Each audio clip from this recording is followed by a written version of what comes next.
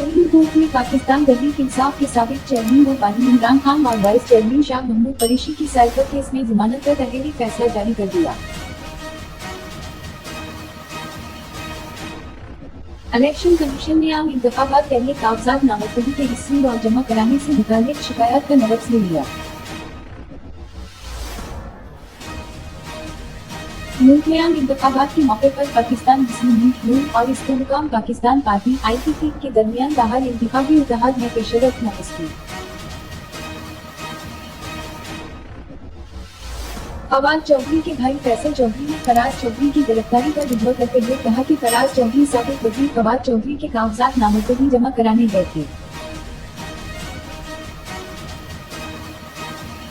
All Pakistan gems and jewellers association के मुताबिक सोने की तोला कीमत 1,800 रुपए बढ़कर 2,19,800 रुपए है।